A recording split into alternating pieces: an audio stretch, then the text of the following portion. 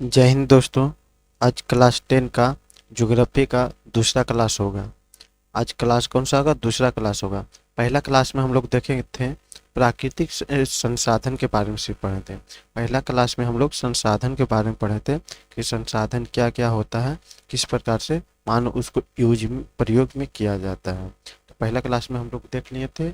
आज हम लोग दूसरा क्लास देखेंगे प्राकृतिक संसाधन के बारे में। आप लोग वीडियो के अंत तक बने रहिएगा और वीडियो को लाइक और शेयर जरूर कीजिएगा। अगर चलिए आज देखते हैं प्राकृतिक संसाधन के बारे में। इस टॉपिक में जितना भी पढ़ाया जाएगा सब आपको एनसीईआरटी से रिलेटेड बतलाया जाएगा। चलिए देखते हैं सब प्राकृतिक संसाधन किसे कहते हैं। पहले देखिएगा कि प्राकृतिक संसाधन कहते किसको है, इसके बारे में पहले जानते हैं। प्राकृतिक संसाधन किसे कहते हैं? तो प्राकृतिक संसाधन जो कहते हैं, प्राकृतिक के दिया हुआ साधन को ही बोलते हैं, प्राकृतिक संसाधन बोलते हैं। जैसे क्या हो गया, हमारा सूर्य हो गया। सूर्य क्या हो गया? प्रकृति के दिया हुआ देन है। क्या कहलाएगा हमारे, उसे क्या कहते हैं, मानव प्रयोग में लाता है, उसे क्या कहलाता है? प्राकृतिक संसाधन कहलाता है। जैसे हमारा पृथ्वी भी हो गया। पृथ्वी क्या हो गया? प्रकृति के दिया हुआ दिया देन है। ये क्या कहलाएगा? हमारा प्राकृतिक संसाधन। यानी प्राकृतिक संसाधन वैसा संसाधन जो प्राकृतिक के द्वारा दिया हुआ देन मानव अपनी आवश्यकताओं को पूर्ति करने के लिए जिस वस्तु का प्रयोग करते हैं उसे क्या कहते हैं? प्राकृतिक संसाधन कहलाता है। कोई दिक्कत नहीं, यहाँ तक समझ गया होगा। चलिए देखते हैं आगे कि प्राकृतिक संसाधन कहते किसको है। प्राकृतिक संसाधन किसे कहते हैं? प्राकृतिक में पाए जाने वाले ऐसे जैव या अजैव घटक जिनका प्रयोग मानव की आवश्यकताओं को पूर्ति का हेतु किया जाता है वह प्राकृतिक संसाधन कहलाता है। वो क्या कहलाता है? प्राकृतिक संसाधन कहलाता है। यानी प्राकृतिक में पाए जाने वाले जैव या और अजैव घटक जिसका प्रयोग मानव के आवश्यकताओं को पूर्ति हेतु किया जाता है वह प्राकृतिक संसाधन कहलाता है। कोई दिक्कत है यहाँ तक? यह प्राकृतिक की देन है। ये क्या है? प्राकृतिक संसाधन जो रहता है क्या हमारा प्राकृतिक का देन है।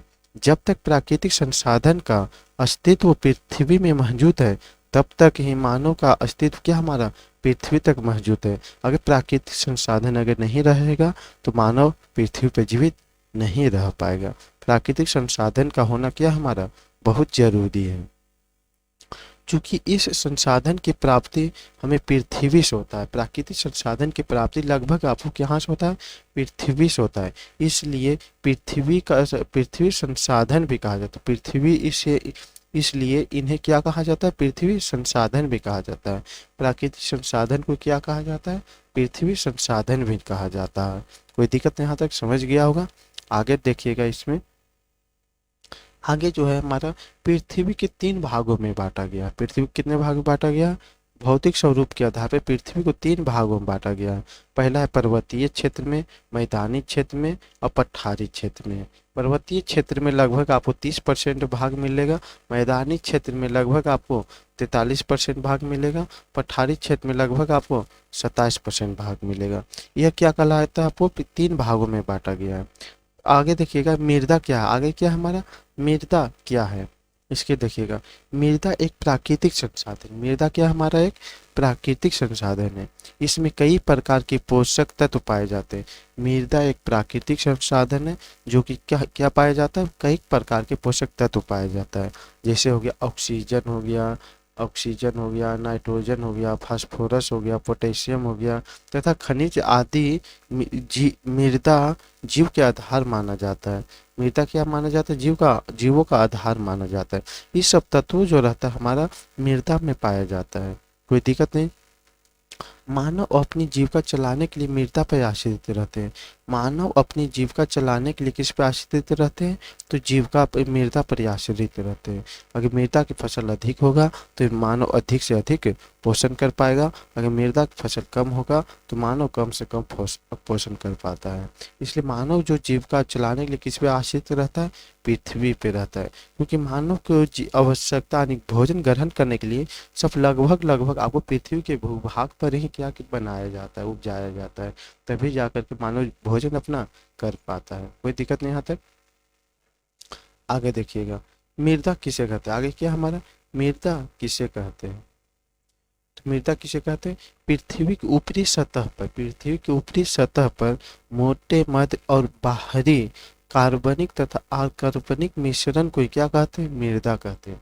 पृथ्वी की ऊपरी सतह पर मोटे, मध्य और बारीक कार्बनिक तथा अकार्बनिक मिश्रित कणों को क्या कहते हैं? मृदा कहते हैं। कोई दिक्कत नहीं, यहाँ तक समझ गया होगा। आगे है असंगठित पदार्थ से निर्मित पृथ्वी की सबसे ऊपरी पतली परत को मृदा कहते हैं। ऊपरी पतली परत को क्या कहते हैं? मृदा कहते हैं। मृदा का निर्माण हजारों वर्ष लग जाता है। मृदा के निर्माण में क्या लग जाता है? बहुत लंबे समय की आवश्यकता पड़ता है, तब मृदा को निर्माण हो पाता है। आगे देखिएगा मृदा का निर्माण किस किस कारणों से होता है, कैसे मृदा का निर्माण होता है। तो जो मृदा का निर्माण जो होता है, चट्टानों को टूटने, फूटने तथा जैव एवं अजैव पदार्थों को भौतिक या रासायनिक विधियों द्वारा अपघटित होने का निर्माण होता है। ये सब कारण से क्या होता है? मृदा का निर्माण होता है। चट्टानों को क्या होता है? टूटने फूटने से या जैव या अजैव पदार्थों को भौतिक या रासायनिक विधि द्वारा अपघटित होने से मृदा को क्या होता है? निर्माण होता है। इस सब कारण से क्या होता है? आपको मृदा का निर्माण होता है। यानी बारिश के समय में बड़े बड़े चट्टानों क्या होता है? छोटे छोटे कणों में टूट जाता है, उससे भी मृदा क्या होता है? निर्माण होता है। या जैव या अजैव यानी पेड़ पौधे जो रहता है, बहुत सारे पेड़ पौधे अपने पत्ती को क्या करता है? सड़ा गला करके मृदा को क्या होता है? निर्माण हो पाता है। इसी कारण से मृदा क्या होता है? निर्माण होता है। कोई दिक्कत नहीं यहाँ तक। आगे देखिएगा मृदा को निर्माण के कारण निम्नलिखित कारण से होता है। मृदा के निर्माण में निम्नलिखित कारण होता है। पहले देखिएगा, पहला क्या आपको चट्टान है। चट्टान यानी चट्टानों से क्या होता है? हमारा मृदा का निर्माण होता है। वनस्पति यानी पेड़ पौधे से भी क्या होता है? हमारा मिट्टी का निर्माण होता है। इस सब का रहने के बावजूद भी तापमान की आवश्यकता, मृदा का निर्माण होने के लिए बहुत तापमान की आवश्यकता पड़ता है। और दूसरी क्या होता है? तापमान की आवश्यकता पड़ेगा और दाब भी क्या लगाना पड़ेगा, तब जाकर के मृदा क्या होगा? निर्माण हो पाता है। जलवायु की मात्रा भी अधिक रहना पड़ता है। जलवायु की मात्रा रहेगा तो मिट्टी का क्या होगा? निर्माण हो पाएगा। इसके साथ साथ लंबे समय की भी आवश्यकता पड़ता है, यानी कि मिट्टी को निर्माण करने के लिए बहुत लंबे समय की आवश्यकता पड़ता है। कोई दिक्कत नहीं। तो समय भी क्या लगता है आपको? बहुत लंबा समय लग जाता है। मिट्टी को निर्माण करने के लिए बहुत लंबे समय लग जाता है। कोई दिक्कत नहीं आता के लिए। आगे देखिएगा इसमें कि मिट्टी का निर्माण कैसे होता है। आगे क्या हमारा मिट्टी का निर्माण कैसे होता है। तो हम मिट्टी का निर्माण करने के लिए देखिएगा, जब पृथ्वी की बड़े बड़े चट्टानों प्राकृतिक कारक के जैसे वर्षा, तूफान, वृक्षों की जड़ आदि द्वारा छोटे छोटे टुकड़ों में टूट जाता है, तो क्या होता है? मिट्टी का निर्माण होता है। तो इस सब कारण से क्या होता है? हमारा मिट्टी का निर्माण होता है। वर्षा के कारण से होता है, तूफान बहुत वगैरह आता है तो पेड़ पौधे बड़े बड़े पहाड़ों क्या रहता है? छोटे छोटे टुकड़ों में तोड़ देता है। वृक्षों को जड़ जो रहता है, पत्ती जो रहता है, छोटे छोटे टुकड़ों में टूट जाता है, जिससे क्या होता है? आपको बहुत लंबे समय में मृदा का निर्माण हो पाता है। करोड़ों वर्ष से पहले पृथ्वी की सतह पर कठोर और पथरीले ठोस पहाड़ों के रूप में भी थे। यानी करोड़ों वर्ष पहले पृथ्वी पर क्या था? हमारे कठोर और पथरीले ठोस पहाड़ों के रूप में थे, जो जलवायु के आंतरिक भाग से पृथ्वी को पिघलाकर सतह पर लाता है।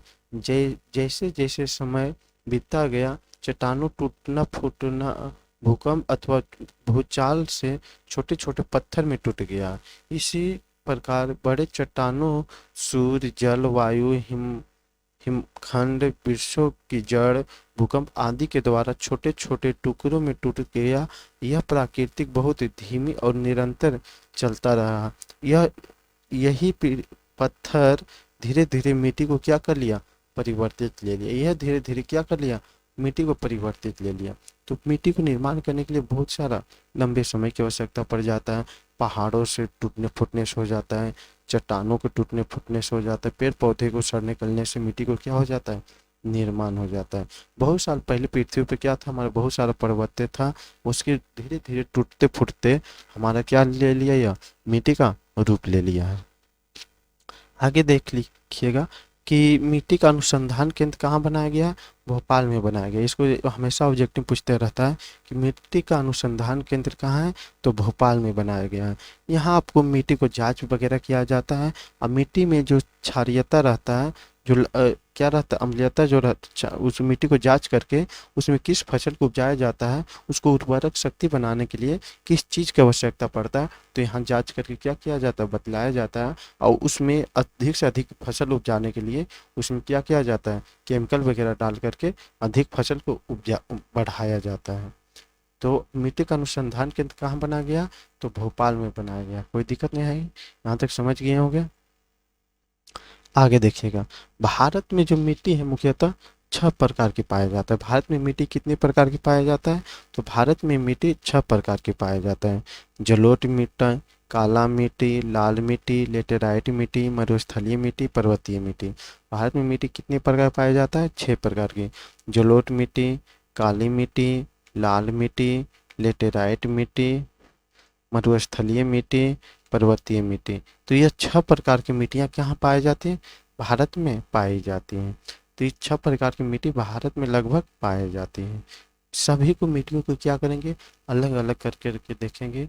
जलोढ़ मिट्टी क्या है, काली मिट्टी क्या है, लाल मिट्टी क्या है, लेटेराइट मिट्टी क्या है, मरुस्थलीय मिट्टी क्या है, पर्वतीय मिट्टी क्या है। सभी क्या करेंगे, अलग अलग करके देखेंगे। और ये सोर मिट्टी कहाँ कहाँ पाया जाता है ये भी देखेंगे, कि इसमें फसल किस किस किस प्रकार की फसलें उपजाया जाता है। ये सब सारा चीज इसी में देखेंगे। चलिए देखते हैं आगे। आगे पढ़ेंगे कि जलोढ़ मिट्टी का निर्माण कैसे होता है। जलोढ़ मिट्टी किसे कहते हैं, जलोढ़ मिट्टी का निर्माण कैसे होता है, इसके बारे में पहले देखिएगा। जलोढ़ मिट्टी जो जलोढ़ मिट्टी भारत में विस्तृत रूप से फैली हुई है। जलोढ़ मिट्टी क्या होता है, भारत में विस्तृत से अधिक रूप में क्या किया है, फैली हुई है। यह सर्वाधिक महत्वपूर्ण मिट्टी है। यह जो मिट्टी क्या है, महत्वपूर्ण मिट्टी है। यह मिट्टी नदियों द्वारा लाए जाने वाले सिल्ट एवं मृत्तिका से होता है। जलोढ़ मिट्टी का निर्माण कैसे होता है, नदियों द्वारा लाए गए बालू या सिल्ट या एवं मृत्तिका से होता है। जलोढ़ मिट्टी का विस्तार कितना है, लगभग 6.4 करोड़ हेक्टेयर पे फैला हुआ है। तो जलोढ़ मिट्टी का निर्माण कैसे होता है, वर्षों के समय में जल द्वारा लाई गई मिट्टी को एक साइड छोड़ देता है, वह धीरे धीरे क्या ले लेता है, मिट्टी का रूप ले लेता है। उसी मिट्टी को बोलते हैं जलोढ़ मिट्टी बोलते हैं। जलोढ़ मिट्टी में उपजाऊ शक्ति क्या होता है, आपको अधिक होता है। जलोढ़ मिट्टी में फसलें क्या होता है, अधिक से अधिक होता है। तो जलोढ़ मिट्टी का विस्तार कितना है, 6.4 करोड़ हेक्टेयर पे भारत में क्या है, भूमि पे पर फैला हुआ है। देखिए यहाँ पर क्या कर रहा है, नदी यहाँ से निकल रहा है, इसमें क्या करता है, पेड़ पौधे जो रहता है, बहुत सारा पेड़ पौधे रहता है, तो क्या करता है, सड़क पत्ती वगैरह गिर जाता है, तो जल के द्वारा यहाँ से पत्ती वगैरह क्या करता है, ले आता है। इसको ला करके नदियाँ जो रहता है, इस को ला करके नदी किसी किनारा में साइड में छोड़ देता है। वह जो पत्ती वगैरह रहता है, सड़ के गल करके धीरे धीरे वह बहुत लंबे समय के बाद में धीरे धीरे क्या ले लेता है, मिट्टी का रूप ले लेता है। जब वह मिट्टी जो रूप ले लेता है, उसी को हम लोग बोलते हैं जलोढ़ मिट्टी बोलते हैं। उसी को क्या बोलते हैं, जलोढ़ मिट्टी बोला जाता है। जलोढ़ मिट्टी का विस्तार कैसा होता है, लगभग 6.4 करोड़ हेक्टेयर के भूमि पर फैला हुआ है। कोई दिक्कत यहाँ तक समझ गया होगा कि जलोढ़ मिट्टी किसे कहते हैं। आगे देखिएगा, आगे है, यहाँ से देखिए आपको ऑब्जेक्टिव क्वेश्चन हमेशा पूछते रहता है, इसको ध्यान में देखिएगा। जल द्वारा बहाकर लाए गई मिट्टी को क्या बोलते हैं, जलोढ़ मिट्टी बोलते हैं। जलोढ़ मिट्टी किसको बोलते हैं, तो जल द्वारा बहा करके लाए गए मिट्टियों को ही क्या बोलते हैं, जलोढ़ मिट्टी बोला जाता है। कोई दिक्कत नहीं। भारत में सबसे ज़्यादा जलोढ़ मिट्टी का विस्तार है। भारत में सबसे ज़्यादा किस मिट्टी का विस्तार है, तो जलोढ़ मिट्टी का विस्तार है।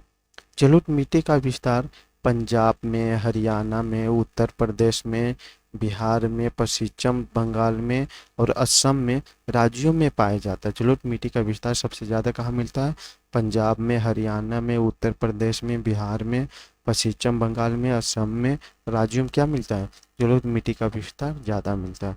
क्योंकि इस राज्यों में जो होता है, नदी का विस्तार क्या है, ज़्यादा है। जब नदी का विस्तार ज़्यादा रहेगा तो वहाँ जल की मात्रा अधिक आएगा, जल अधिक आएगा, तो जल अधिक आएगा तो अपने साथ साथ बहुत सारा अवशिष्ट पदार्थों लेकर के आएगा, और वो अवशिष्ट पदार्थों नदियों के किनारे में छोड़ देता है। वह बहुत लंबे समय के बाद में धीरे धीरे क्या ले लेता है, मिट्टी का रूप ले लेता है। तो जिस राज्यों में नदी की मात्रा अधिक होगा, उस राज्यों में जलोढ़ मिट्टी का विस्तार अधिक देखने को मिलेगा।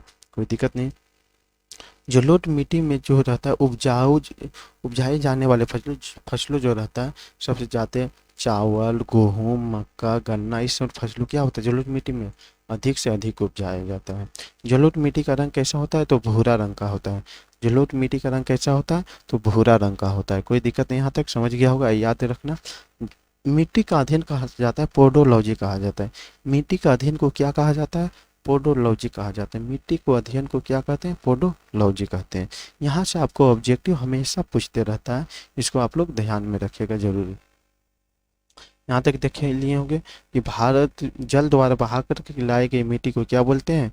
जलोढ़ मिट्टी बोलते हैं। जल द्वारा बहा करके लाए गए मिट्टी को क्या बोलते हैं? जलोढ़ मिट्टी बोलते हैं। ओके, कोई दिक्कत नहीं, यहाँ तक समझ गया होगा। भारत में सबसे ज़्यादा जलोढ़ मिट्टी का विस्तार क्या होता है? अधिक होता है। जलोढ़ मिट्टी का विस्तार पंजाब, हरियाणा, उत्तर प्रदेश, बिहार, पश्चिम बंगाल, असम राज्यों में क्या मिलता है? अधिक पाया जाता है। जलोढ़ मिट्टी में उपजाए जाने वाले फसल कौन सा है? चावल, गेहूँ, मक्का, गन्ना, इसमें फसलें क्या होता है? अधिक उपजाया जाता है। जलोढ़ मिट्टी का रंग कैसा होता है? तो भूरा रंग का होता है। जलोढ़ मिट्टी का रंग कैसा होता है? तो भूरा रंग का होता है। जलोढ़ मिट्टी का अध्ययन क्या कहा जाता है? पोडोलॉजी कहते हैं। मिट्टी का अध्ययन को क्या कहते हैं? पोडोलॉजी कहते हैं। कोई दिक्कत नहीं, यहाँ तक समझ गया होगा। आगे देखिएगा इसमें, जलोढ़ मिट्टी के वायु के आधार पर 2 वर्गों में बांटा गया। यानी जलोढ़ मिट्टी वायु के आधार पर कितने भाग में बांटा गया? 2 भाग में बांटा गया। एक को बोलते हैं न्यू जलोढ़ मिट्टी, एक को बोलते हैं पुरानी जलोढ़ मिट्टी बोलते हैं। एक को बोलते हैं न्यू जलोढ़ मिट्टी, एक क्या बोलते हैं? पुरानी जलोढ़ मिट्टी बोलते हैं। कोई दिक्कत नहीं, यहाँ तक समझ गया होगा। एक न्यू जलोढ़ मिट्टी, एक क्या बोलते हैं? पुरानी जलोढ़ मिट्टी। न्यू जलोढ़ मिट्टी को बोलते हैं खादर मिट्टी बोलते हैं। पुरानी जलोढ़ मिट्टी को बोलते हैं बांगर मिट्टी बोलते हैं। समझिएगा, खादर मिट्टी किसे कहते हैं? बांगर मिट्टी किसे कहते हैं? खादर मिट्टी जो हाल ही में नदी द्वारा दहा करके लाए गए मिट्टी को क्या बोलते हैं? खादर मिट्टी बोलते हैं। जो हाल ही में दहा करके लाए गए मिट्टी को क्या बोलते हैं? खादर मिट्टी बोलते हैं। हाल ही मतलब हो गया 2-4 साल 10 साल पहले के, यानी मतलब लगभग बीते हुए सालों में लाए गए मिट्टी को क्या बोलते हैं? जलोढ़ मिट्टी बोलते हैं। पुरानी जलोढ़ मिट्टी बोलते हैं, यानी बहुत साल पहले नदियों द्वारा लाए गई मिट्टी को क्या बोलते हैं? बांगर मिट्टी बोलते हैं। यानी बहुत साल पहले नदियों द्वारा लाए गई मिट्टी को क्या बोलते हैं? बांगर मिट्टी बोलते हैं। जो नीम जलोढ़ मिट्टी रहता है यानी खादर मिट्टी रहता है, इसमें फसल की मात्रा अधिक से अधिक उपजाया जाता है। इस मिट्टी के अलावा इस मिट्टी में फसल की मात्रा क्या होता है? अधिक से अधिक उपजाया जाता है। कोई दिक्कत नहीं। न्यू जलोढ़ मिट्टी क्या बोलते हैं? खादर मिट्टी बोलते हैं। पुरानी जलोढ़ मिट्टी को बांगर मिट्टी बोलते हैं। आगे देखिएगा, खादर और बांगर क्या है? खादर और बांगर क्या है समझिएगा। बांगर किसे कहते हैं? पुरानी जलोढ़ मिट्टी में कंकड़ एवं बंजर की मात्रा अधिक होती है। पुरानी जलोढ़ मिट्टी यानी बांगर में जो रहता है, कंकड़ और बंजर की मात्रा क्या होता है? अधिक होता है। जो मिट्टी को उपजाऊ बना देता है। क्या कहते हैं? मिट्टी को उपजाऊ बना देता है, जिसे बांगर कहते हैं। जिसे क्या कहते हैं? बांगर कहते हैं। खादर किसे कहते हैं? नीम जलोढ़ मिट्टी को क्या बोलते हैं? नीम जलोढ़ मिट्टी में महीन कण पाए जाते हैं, जो बालू एवं मृदा का मिश्रण होता है और वे काफ़ी उपजाऊ होता है। और वे क्या होता है? काफ़ी उपजाऊ होता है। उसे क्या बोलते हैं? खादर मिट्टी बोलते हैं। कोई दिक्कत नहीं, यहाँ तक समझ गया होगा। आगे देखिएगा काली मिट्टी के बारे में। आगे किस में पढ़ना है? काली मिट्टी के बारे में देखिए, पढ़िएगा, समझिएगा यहाँ तक। काली मिट्टी का दूसरा नाम बोलते हैं रेगुर मिट्टी बोलते हैं। काली मिट्टी का दूसरा नाम क्या है? रेगुर मिट्टी भी कहते हैं। काली मिट्टी का रंग कैसा होता है? काला होता है। काली मिट्टी का रंग कैसा होता है? काला होता है। जो इसमें उपस्थित एल्युमिनियम एवं लौह यौगिक के कारण होता है। काली मिट्टी में काला रंग कैसा होता है? एल्युमिनियम एवं लौह यौगिक तत्वों के अधिक मात्रा में पाए जाने के कारण इसका रंग कैसा हो जाता है? काला हो जाता है। यह कपास की खेती के लिए अधिक उपजाऊ होती है। काली मिट्टी का विस्तार कपास की खेती के लिए क्या होते हैं? अधिक उपजाऊ होते हैं, अच्छी मानी जाती है, जिसके कारण इसे काली कपास कहा जाता है। जिसके कारण इसे क्या कहते हैं? काली कपास कहते हैं। कोई दिक्कत नहीं, काली कपास भी कहा जाता है। भारत में यह मिट्टी लगभग 6.4 करोड़ हेक्टेयर तक क्या हो भूमि तक फैला हुआ है। भारत में लगभग यह कितना है? 6.4 करोड़ हेक्टेयर भूमि पर फैला हुआ है। कोई दिक्कत समझ क्या होगा।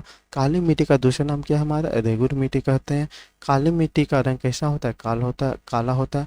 काला किसके कारण होता है? एल्युमिनियम एवं लौह यस्कों की उपस्थिति के कारण इस मिट्टी का रंग कैसा हो जाता है? काला हो जाता है।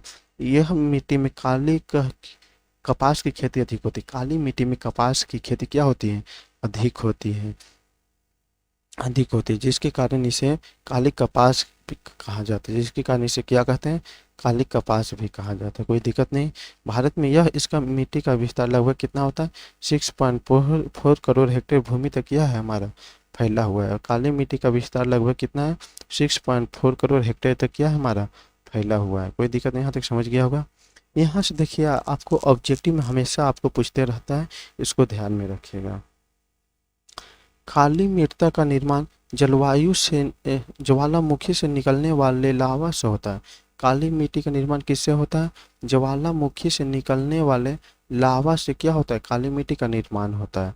काली मिट्टी का रंग क्या होता है, काला होता है। काला जो होता है किसके कारण होता है, एल्युमिनियम ऑक्साइड की उपस्थिति के कारण से क्या होता है, वो इसका रंग काला हो जाता है। यानी काली मिट्टी में एल्युमिनियम ऑक्साइड की मात्रा क्या होता है, अधिक पाया जाता है। काली मिट्टी को क्या बोलते हैं, कपास की खेती के लिए सबसे अच्छी मानी जाती है। काली मिट्टी को कपास की खेती के लिए क्या कहते हैं, सबसे अच्छी मानी जाती है, क्योंकि काली मिट्टी में कपास की खेती क्या होता है, सबसे ज़्यादा होता है। काली मिट्टी का दूसरा नाम क्या हमारा, रेगुर मिट्टी। काली मिट्टी का स्थानीय नाम क्या हमारा, रेगुर मिट्टी भी कहा जाता है। काली मिट्टी का विस्तार सबसे ज़्यादा कहाँ मिलता है, महाराष्ट्र में, गुजरात में, राज्यों में क्या मिलता है, काली मिट्टी का विस्तार सबसे ज़्यादा होता है। काली मिट्टी सबसे ज़्यादा जल का अवशोषण कर लेता है। काली मिट्टी जो रहता है क्या करता है, आपको जल को क्या कर लेता है, अवशोषण कर लेता है, क्योंकि कपास की खेती के लिए कम से कम जल की आवश्यकता पड़ता है। और जब इस सब राज्यों में, महाराष्ट्र गुजरात में जब बारिश होता है तो पानी जम नहीं पाता है, क्योंकि काली मिट्टी में क्या कर लेता है, पानी को अधिक सोख लेता है। कोई दिक्कत नहीं। काली इस मिट्टी में कपास की खेती अत्यधिक होती है, होने के कारण इसे क्या कहा जाता है, काली कपास भी कहा जाता है।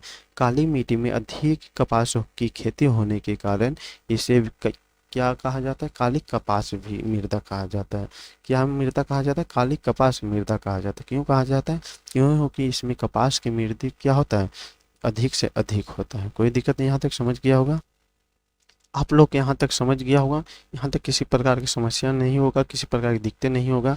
आप लोग का पर डे आपको रिवीजन इसी चैनल पे आपको करवाया जाएगा। आप लोग पर डे डेली आकर के इसी वीडियो को इसी चैनल पे आकर के डेली देखिएगा, जिससे आपको रिवीजन करने में आसानी हो सके, आपको रिवीजन होते जाए। तो फिर मिलते हैं आपसे अगले क्लास में दोस्तों। जब तक आप लोग वीडियो को लाइक और शेयर जरूर कीजिएगा, अपने दोस्तों के पास में ज़रूर भेजिएगा, और चैनल को सब्सक्राइब करके ज़रूर रखिएगा, जिसमें आने वाले वीडियो आप तक पहले पहुंच सकेगा। जय हिंद दोस्तों, फिर मिलते हैं आपसे अगले क्लास में।